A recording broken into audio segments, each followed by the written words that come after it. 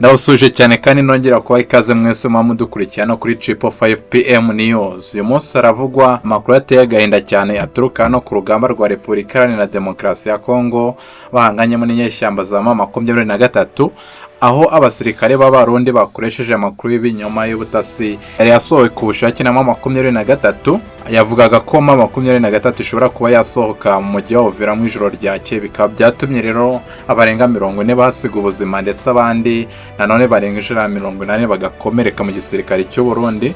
Ni makuru tugiye kugarukaho, aravuga ku butumwa bwatangajwe n'ibihugu bitatu, Leta Zunze Ubumwe za Amerika, Repubulika Iharanira Demokarasi ya Kongo ndetse n'u Burundi, akurikira itangazo rya M23 ryo kuva muri Uvira, aho u Burundi na Repubulika Iharanira Demokarasi ya Kongo bongeye kwijondekera u Rwanda ndetse na Leta Zunze Ubumwe za Amerika ikagaragaza ko yo ikishyize imbere amasezerano y'ubukungu herutse gusinya hamwe n'ibihugu by'u Rwanda na Repubulika Iharanira Demokarasi ya Kongo, aho kugira ngo babe baha agaciro abaturage nk'uko byagaragaye ko abaturage bashyigikiye uyu mutwe w'inyeshyamba M23 kuba waguma hariya muri Uvira. Nkwibutsa gukanda aho hasi handitse subscribe niba utarayikanda kugira ngo amakuru nk'aya azajya kugeraho mu ba mbere.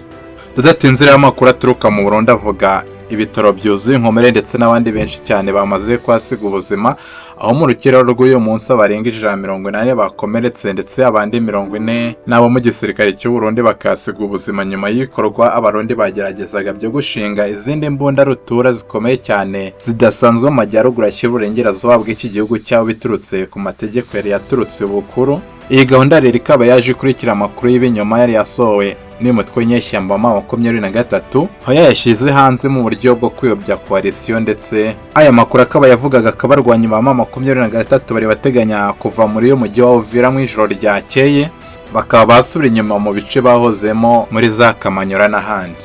Aya rero ni amakuru akomeye cyane yahombeje ku rwego rwo hejuru Abarundi by'umwihariko, kuko abandi bafatanyabikorwa bari bake cyane muri zo operasiyo mu rwego rwo kugabanya bandakava cyangwa se intasi za M23 ndetse n'abandi bakorera mu gisirikare cya FARDC na Wazalendo bakomeje gutanga amakuru akomeye cyane kuri M23, akaba ari nayo mpamvu komeje kubakubita inshuro.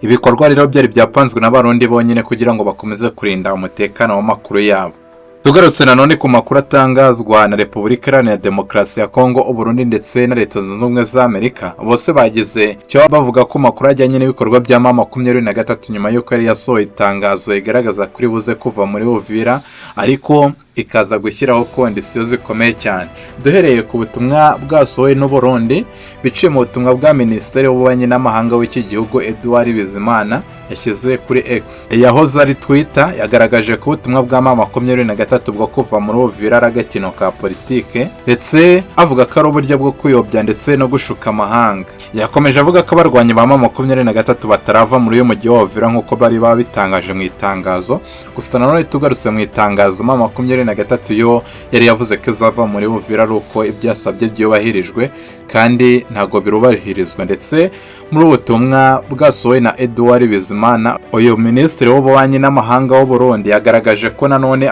agikomeje kwijundika u Rwanda, bagaragaza ko byose ari amayeri y'u Rwanda mbega nk'uko basanzwe babivuga mu buryo bwo kugabanya igitutu bari bashyizweho n'umuryango w'abibumbye. Ariko amakuru ahari kandi asobanutse nagaragaza ko ibi byose byakozwe na M23 biciye mu biganiro biri kubera iduha cyane ko nabyo byongeye kubyoswa. Burundi rero bwakomeje busaba Leta Zunze Ubumwe za Amerika ko yafata ibihano bikomeye cyane kuri uyu mutwe ndetse n'u Rwanda, nk'uko bakunze kugenda bivuga mu rwego rwo kuburizamo uburenganzira bw'abanyamurenge babita ko baba ari Abanyarwanda. Ibi rero ngo bikaba ari ukugira ngo M23 itiva Uvira byihuse bidategereje kugira ngo kondisiyo yashyizeho zibanze zubahirizwe. Tugarutse kuri Repubulika Iharanira Demokarasi ya Kongo biciye ku muvugizi akaba na Minisitiri w'itangazamakuru n'itumanaho Patrick Moyaya, nawe yaje yonga mu ry'u Burundi, aho we yabyise ko ngo ari umukino uri hagati ya se n'umuhungu, aho yashakaga kugaragaza ko ari u Rwanda na M23.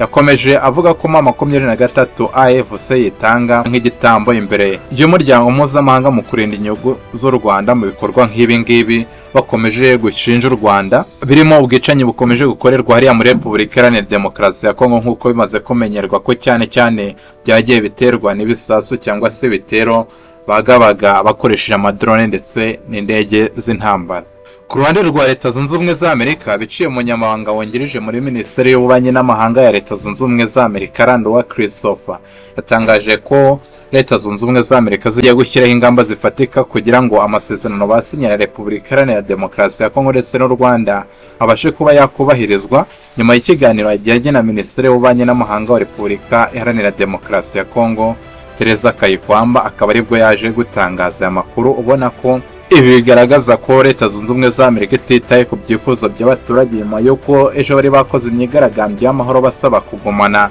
na 23. Ibi bikagaragaza ko Leta Zunze Ubumwe za Amerika zo ziri kureba inyungu zazo zonyine ndetse itanahangayikishijwe n'intambara. Bikaba bigaragara ko nubwo intambara yakomeza ariko aya masezerano y'ubukungu y'amabuye y'agaciro akubahirizwa,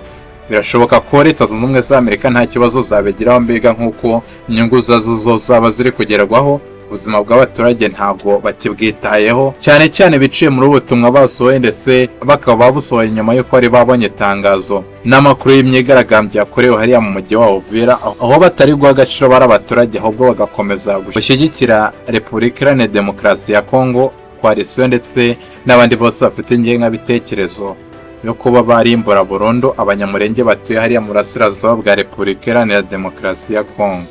Ndabashimira cyane mwese mwari mudukurikiye, bashishikariza gukomeza kudukurikira no kuri 555 News, mukanda subscribe, ugakanda like kugira ngo iki kiganiro kigere kuri benshi ndetse ukanakibasangiza, aho ushobora no kuduha igitekerezo cyawe muri comment. Ndabashimira cyane, komeza kugira umunsi mwiza.